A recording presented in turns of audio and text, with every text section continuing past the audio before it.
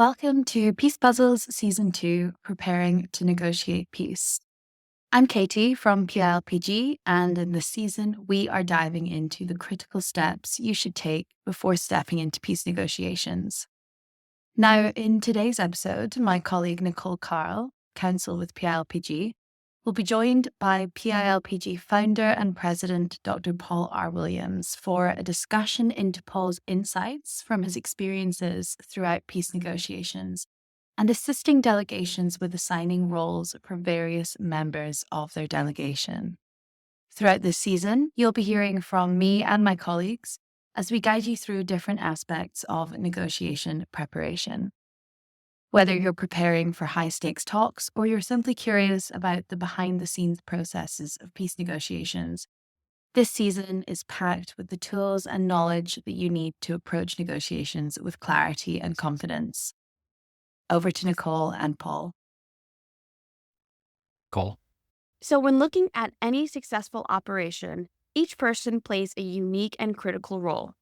Peace negotiations are no different. Negotiations are highly complex processes that involve multiple parties, issues, and agendas. To be successful in accomplishing their goals, parties to negotiation must put significant effort into their preparations so that their delegation can be as effective and efficient as possible. One key aspect of this preparation is for parties to assign clearly defined roles to individuals within the delegation. By doing this, a party can improve its delegation cohesion, collaboration, and effectiveness. So, is it true that we really need these assigned positions or roles within a delegation to a peace negotiation? Oh, most definitely. One of the biggest mistakes that my pro bono clients involved in peace negotiations have made repeatedly over the years is to assume that you go into a negotiation and you play yourself. You simply act as you think, act as you feel, and negotiate in the way that you learned in your life on how to negotiate. That is a recipe for disaster. We've all played team sports. Every single team sport has positions, has roles. You don't send 5 people onto the basketball court and say, okay, go ahead and play the game, because all 5 will chase the ball and shoot the ball. You need to have a role. And that's the only way that you can effectively operate as a team and effectively achieve your goals, which both literally and figuratively in sports as well as negotiations. Okay, so to pick up on your sports metaphor, in football, we have the goalies, the midfielders, and the attackers. Are there any common or specific roles for delegations to peace negotiations? Yes, there are 10 positions. And if I could think of 11th position, we have a full-on football team with our negotiation delegations. But give me a second, Nicole, and I can run through list off these various positions. The first is that you have the decision maker, which is essentially the coach. And we can talk a little bit about this, but it would stay off the field, so to speak. You then have the chairperson of the delegation who's in the room, essentially the team captain. You'd have a spokesperson who is occasionally in the room, but mostly outside of the room and frequently outside of the venue of the negotiations. You'll need one or more technical experts, and I put a plug in for lawyer. You always want a lawyer as a technical expert on your delegation. You want a person of influence, a person of stature, an antagonist/emotional person. You'll need a red team strategist, a back channel negotiator, your own hidden interpreter, informal interpreter. And I can explain what I mean by that. And then you need a scribe. Okay, thanks, Paul. Now, what I would like to do is simply walk through in more detail the role and responsibility of each delegation member, beginning with the decision maker. Who is this person and why are they there? So Nicole, the decision maker is the person who, like in a football match, is the coach. They manage the strategy. They manage the team. They decide who takes the field, who comes off the field, They decide who the team captain is going to be, and they are ultimately responsible for whether or not the delegation achieves its goals in the course of the negotiation. And this is someone who can either be present in the venue or in the city where the negotiation is occurring, but should seldom, if presumably never, enter the actual negotiation room itself. Sometimes they may be, if they're a prime minister or president and a foreign minister, they may be even out of the country, still in their home country, but they're the one who is ultimately responsible for the strategy, and the person whom the chairperson, we can talk about in a second, would say, I'd like to make this compromise. I'll have to chat with the decision maker, with the head of delegation, so to speak. Now, the head of delegation is also intensively engaged in bilateral or tete-a-tete type of negotiations with the decision maker from the other side, or maybe occasionally with the chief mediator, or if it's the UN that's mediating, maybe with the Secretary General. So they operate on a very high level with other decision makers, and then in a supervisor capacity over the delegation. Okay. So they're in their home country. They're not necessarily where the negotiations are happening. You mentioned the chairperson. I'm guessing now this person is a leader in the room itself. Yeah, the chairperson is the individual who's responsible for the tactical implementation of the strategy that the decision maker sets. So the chairperson chairs the internal delegation meeting every morning and every evening. Do you want to do one before and after the day's negotiation? And then throughout the negotiation of the day, the chairperson is almost always sitting in the center chair and directing the delegation. Importantly, the chairperson seldom speaks beyond the welcoming protocol remarks, kicking off the negotiation.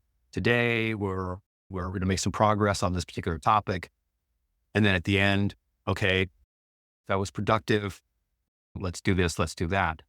But the chairperson in the room also does not do specific negotiation. Now, this is where negotiations diverge from sports.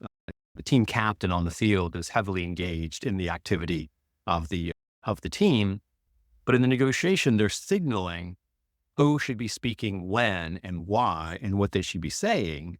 They manage the tactical engagement. They themselves do not implement the tactical engagement of the negotiation delegation.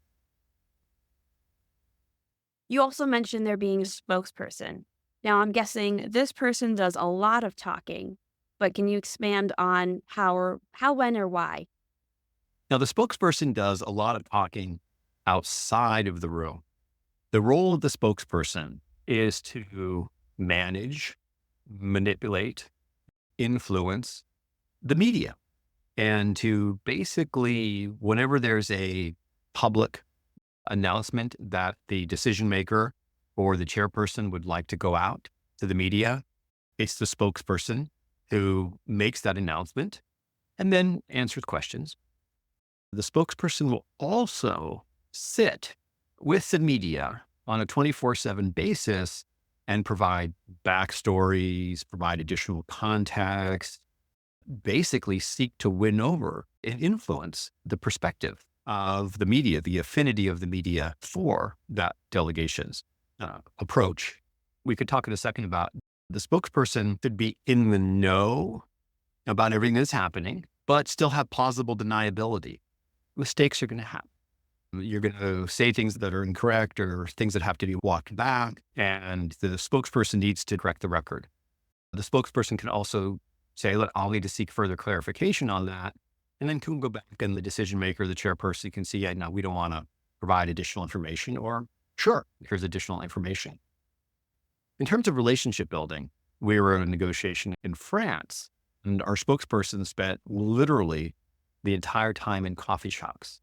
He had said, I've never drunk so much coffee in my life, because the journalists were only allowed access for the noon press briefing during this negotiation, but they wanted to stay near the chateau so that they could pick up any information or any leaks. And he spent his entire time working the narrative of our pro bono client with the journalist while they were hanging about the coffee shop. And the positive press that our pro bono client received was probably more than 50% influenced by the informal conversation with the spokesperson. The other reason why you want, Nicole, to have a designated spokesperson, every member of the delegation is going to want to grab a microphone, is going to want to make a statement to the press.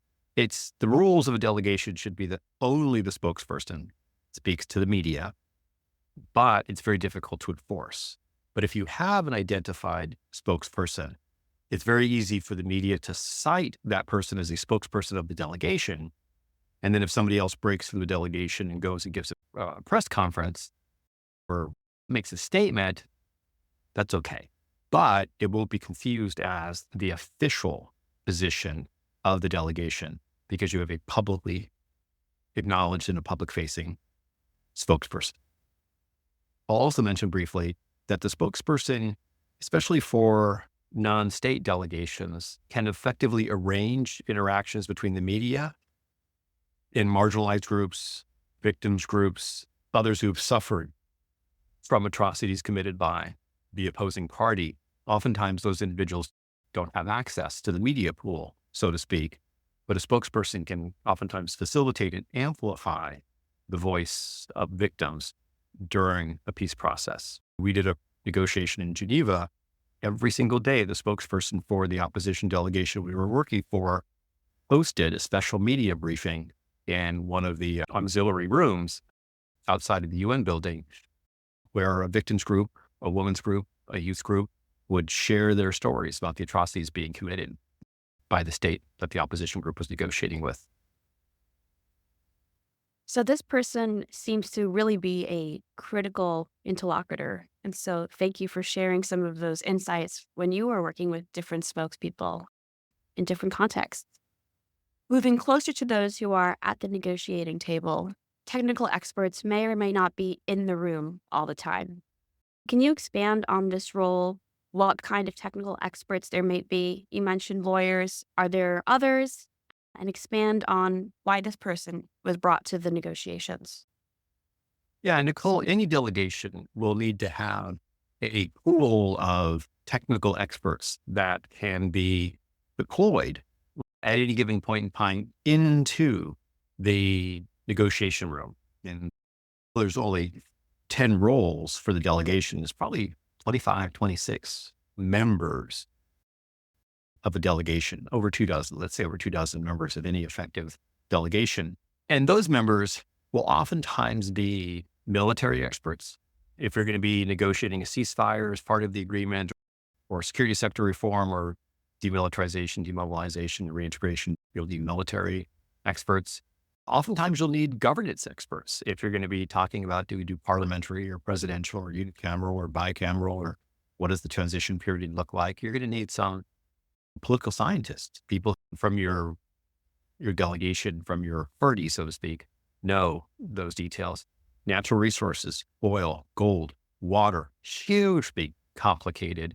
And everyone knows that they want ownership of those resources, but the rules that govern the extraction, the rules that govern the management, the rules that govern the allocation of that revenue, very complicated. And you're going to need experts. You're also going to need lawyers. Words matter. What gets written down, what gets agreed to is important for the long-term durability of the agreement. So you'll need to bring lawyers into the room on a near constant basis, and lawyers with different expertise. You'll need to find technical experts that are genuinely technical and apolitical. Oftentimes, the decision maker, the chair, we talk about person of influence, the red team strategist, will have an expertise, and they'll want to play a role as an expert as well as representing their constituencies or representing their role. But the technical experts essentially need to be individuals that don't have constituencies, because the delegation itself is going to have to represent the entire collage of interests and constituencies of the party that it's representing. And so you don't want to confuse, well, are you giving me military expertise or legal expertise, or is this the legal position or the military position? your of your constituency. So these people are what you would say are objective members of the delegation. And on the opposite of that, we have the persons of influence. Now, this term has developed a very specific meaning in the public discourse in the age of social media. But in the context of peace negotiations, what is this person's job? The person of influence is someone who has a level of positive notoriety or seniority, or is genuinely well respected, not only by your party, but by the other party. So this person of influence would intermittently engage as a member of the delegation in the room and would be brought to bear when, or in a sense, put into the field when things were so tense or on the verge of a breakdown or the mediator wasn't doing her or his job in a proper way. And this person would need to come in and put things back on track. Or if there was a need for moral authority, a sort of, okay, let's clear aside a lot of the bickering and the argument and the horse trading. Let's remind ourselves of the overall objective or goal, or of the overall difference between sometimes one party is responsible for atrocity crimes and the other party is predominantly the victim of those atrocity crimes. This is when the person of influence can be brought to bear to influence the mediator, or in other instances to influence the opposing party. We have that calming effect. So there's different types of activities that the person of influence can pursue, but it's someone who doesn't squander their influence by engaging in the to and fro of negotiation. It's what the technical experts are for and the other members of the delegation. And what about the antagonist? Nicole, every delegation needs an antagonist / emotional person. And every time I say this to one of our pro bono clients, everyone wants to be that person. They all want to shout at the other side. And this person actually has to be the most level-headed, the most calm, the most mindful, the least emotional person, because they need to be able to turn it on and off as a tactical approach to the negotiations at the point in time that is most strategic. So sometimes you, as a negotiation strategy, you want to antagonize the other side. Sometimes you want to antagonize the mediator, or at some point in time, you realize that maybe you're losing ground to the other side, or that your own delegation is beginning to fracture or to fray, and you want to. It's an hour and a half till a coffee break, but you need to break. You make a signal to the antagonist / emotional person, and they lose it on the table in the negotiation. And then the chairperson says, okay, maybe we need to settle things a little bit. Why don't we take a break for an hour? Our delegation will go out and have a conversation, and then we'll reconvene. And of course, your delegation goes out and has a strategic conversation because it was a signal to the antagonist emotional person to play that card to disrupt the negotiations. So there could be a break. But there's all kinds of reasons why you want to throw a spanner in the works of the negotiation. But it has to be a person who will sit there and only throw a spanner in the works with a signal. And when you want to take the spanner out, that person says, okay, and takes the spanner out. It does certainly sound like an interesting role to play, nonetheless. Now, we talked about red teaming on another negotiation briefer. Why is there one person now assigned to red teaming on the actual delegation, and what do they do during the live negotiations? Nicole, everybody believes their own propaganda, and the red team strategist is there to keep you honest. The red team strategist sits at the end of your table and spends the entire time thinking as if they were actually a member of the opposing delegation. So when you're setting forth your plan, they're thinking skeptically about that plan. They're thinking of counter arguments against that plan. They're thinking what the counter proposal could be. And this way, when the delegation reconvenes afterwards and says, wow, yeah, we did great. We really influenced the mediator and we're really stuck into the other party. We made all this great progress. You actually have somebody on your delegation who raises their hand and says, remember, I'm the red team strategist. This is how I saw it from across the table, which is, no, that actually was completely unpersuasive and we have no interest. Or says, you know what, from the red team strategy, I think I see an opportunity for compromise. You may think it's over here, but these couple of points you mentioned at this section of your presentation, yeah, as an opposing team member, I think that would be a place where there might be some opportunity. So when you go back in the next round, you've got a bit of a sense what the red team, what the other team is going to say. Ideally, they'll say, you know what, those few points you made at the very end, we think there's a basis for some compromise there, so that you're constantly prepared. We did an exercise once, Nicole, where we were in West Africa with one of our pro bono clients, and I had the head of the government delegation play the role of the non-state armed actor, the head of the non-state armed actor. He said, no, I'm the head of the government delegation, so that's the role I should play. I'm like, no, the whole idea of this negotiation simulation is for you to red team. And at the coffee break, he said, that was the best exercise I had ever done. I was sitting there as the head of the rebel movement. Across the table, in real life, a deputy was playing me. And he was reading my talking points, which I think are really good. And we were explaining to the rebels how it is that our proposal was in their interest and with substantial concessions. He said, and I wanted to reach across the table and punch myself. I was so infuriated. And the way in which those talking points sounded to me as a rebel leader, I've been saying those talking points to the rebel leader, thinking I'm being a successful negotiator. And so seeing it from the other side and having a person on your team who is persistently approaching it from the other side gives you very valuable insight into how to be an effective negotiator and to get to a durable peace. Talking about seeing things from the other side, back channel negotiator sounds fun. What is this person up to, and what kind of insights are they looking for? The back channel negotiator, it's a very risky position because the red team, everybody knows you're just playing the role of the other side and thinking of them. The back channel negotiator actually has to go to some of the members of the mediation team and back channel to some of the members of the opposing delegation. Oftentimes, it's best if this back channel conversation happens in the public view. In the United Nations, there's the Diplomats Lounge in the Peace Palace in Geneva, where negotiations frequently occur. People will mix and mingle in the Diplomats Lounge, or there's various other public venues where people can meet. Although it's back channel and it's informal, you don't want it to be out of sight because then that will create conspiracy and distrust.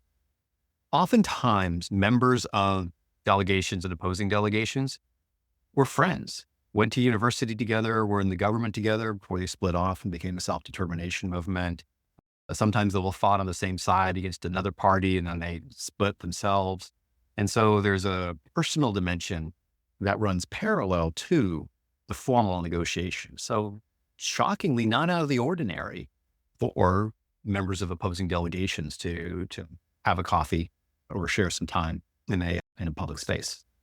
But what the back channel negotiator does is floats ideas of compromise, floats ideas of consensus to the mediators or to the opposing party before they're formally floated in the negotiation room.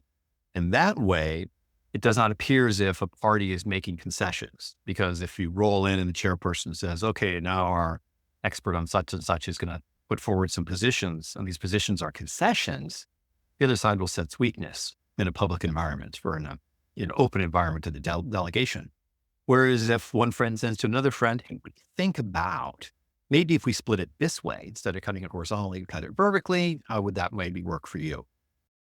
And then they can float it back and they can come back and give a soft no, which again doesn't cause anybody to lose face Or they can give a soft yes and say, let's think about it. Let's further discuss.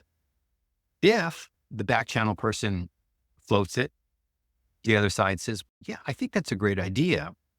And the decision maker and then the chairperson have a change of heart.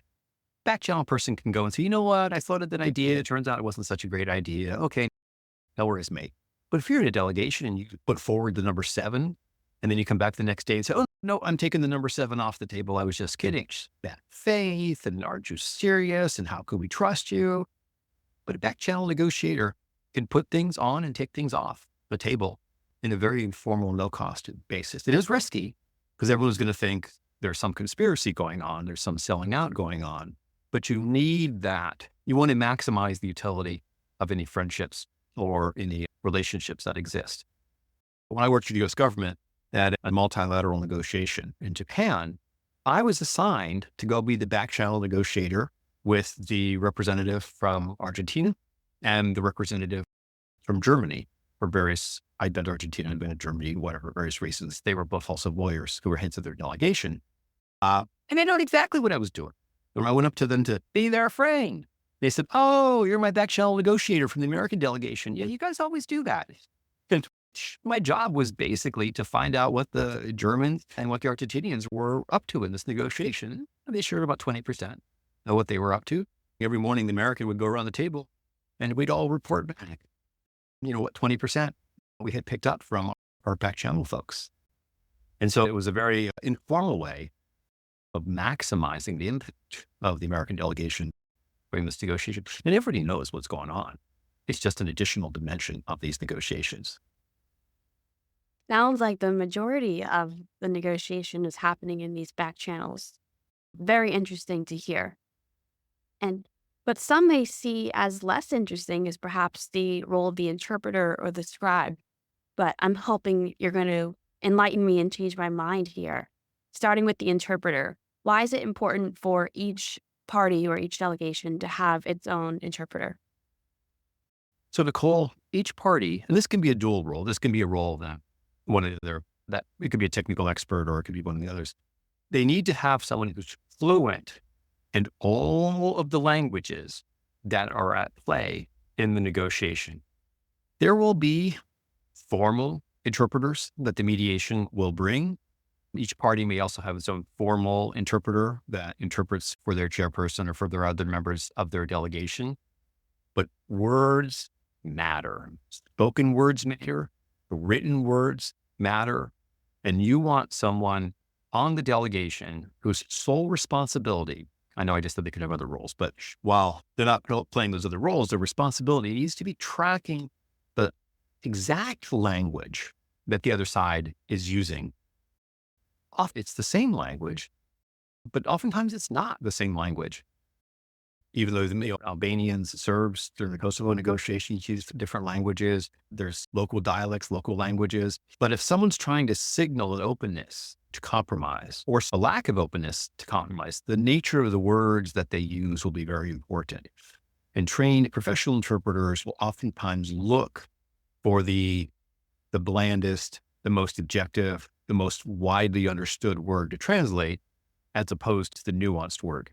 There's also metaphors, similes, all kinds of things that make sense to people from the region or from the locality that may not necessarily make sense for an international interpreter. And so you'll need to be able to have someone on your team during the breaks and at the meetings among just the delegation itself, literally interpret what the other side was saying, but more importantly, what the other side was meaning. You'll also need an interpreter to keep things from inadvertently going off the rails.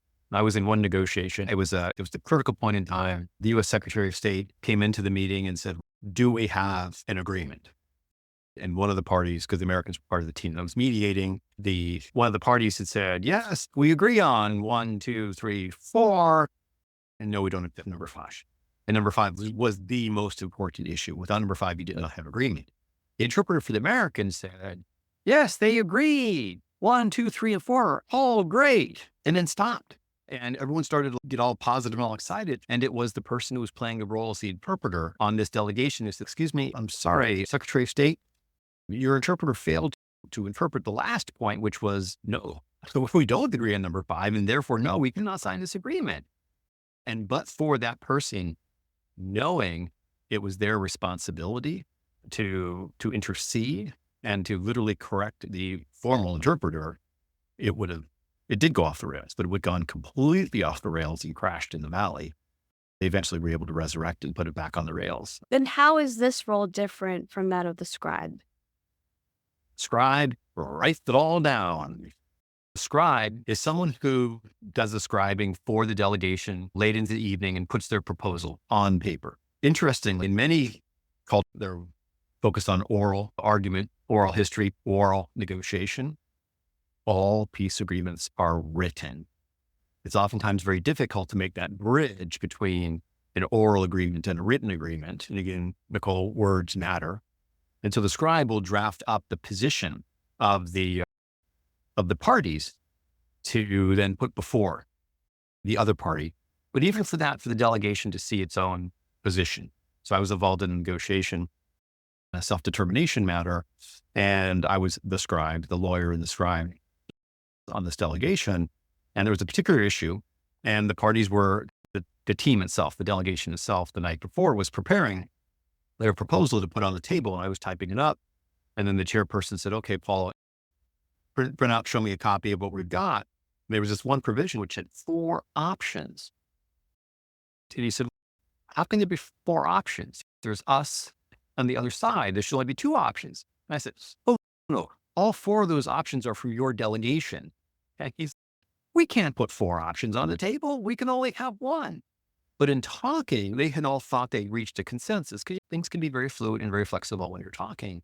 But it was only because the scribe had written down these 4 options that they were then able to say, okay, let's prioritize them. And we'll put this one on the table. This will be our fallback. And these other 2 are our bottom red line positions.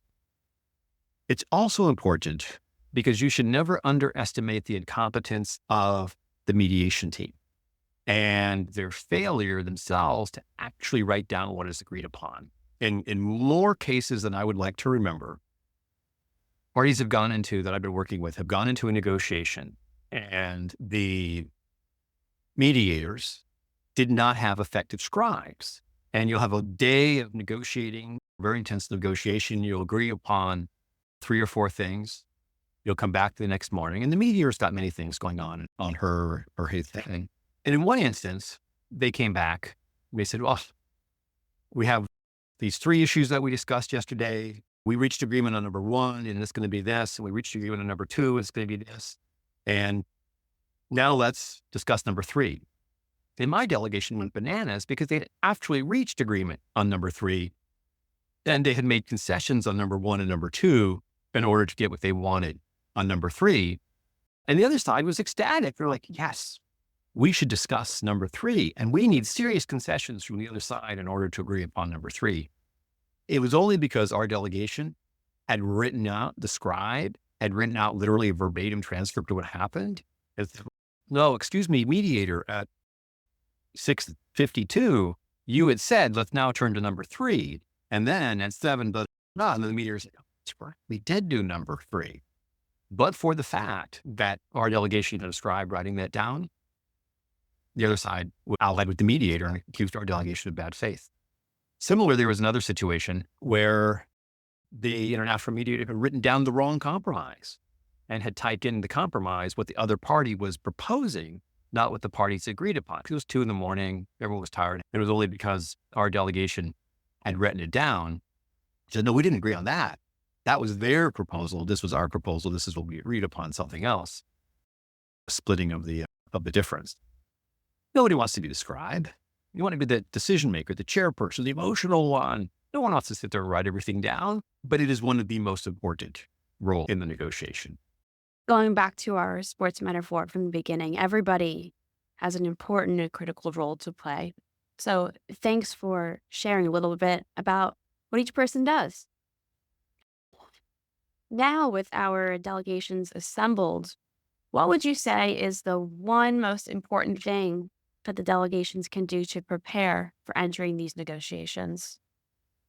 The most important thing a delegation can do to prepare is to practice. Nobody would take the field, the soccer field or the basketball court without practicing. Nobody would dream of doing that. Weirdly, when I suggest to our pro bono clients that they should practice negotiation, they look at me like I'm crazy. What do you mean practice negotiation? We can't just go find some war criminals and say, hey, we want to practice negotiating with you war criminals to stop the conflict. But in fact, the US government practices at the Foreign Service Institute every negotiation before they send a team abroad to do negotiations. They role play. They do negotiation simulations. We've done that with all of our clients around the globe. First hour or so, it's a little awkward. You're pretending to negotiate, but that's how you red team. That's how you see what your team's strengths are. Who makes a good spokesperson? Who makes a good antagonist? Who makes a good person of influence? Who's the scribe? Who has to write all this stuff down? But you do these simulations and you're then able to make your mistakes in an environment with your peers. You also learn how difficult it is. There's two mistakes that delegations make. One is they think that negotiation is an art, not a science, and you're either a born negotiator or you're not. And no, that's not actually true. It's highly complex, and you can have a very scientific and a very thought out approach to it. Second thing is they all think they have their positions down. So why would we need to practice? But they all have their positions. They don't necessarily have their fallback positions because no one wants to think about their compromise. They want to think about what it is they're going to achieve, and they're going to go and use their personal skill to achieve that. But the reality is you're going to have to probably make compromises or reconfigure your positions in order to achieve the maximum number of interests that you can. By practicing it, you get that sense. We had one pro bono client. He was the head of the delegation. It was a self-determination movement. And we did a negotiation simulation. He said, we are going to have our clock cleaned at this negotiation. We are all here on the same party. We've split. Some of us have agreed to be the evildoers, the other side. And in this mock negotiation, among all of us who are on the same team, we lost. The bad side, the evildoers, they actually won in this mock negotiation. Man, imagine when the real evildoers show up, what they're going to be able to do to us. We need to get our act together. We are not prepared for this negotiation. Good thing it happened during the practice round and not during the real round. They were able to up their game before they went into the real negotiations. Thanks, Paul, for this conversation and for chatting through all the different delegation rules and how important each one really is. It's always a pleasure to sit down and speak with you, and this one in particular really helped to clarify how groups can better prepare for negotiations. So until next time, thanks so much. Great. Thank you, Nicole. It was my pleasure.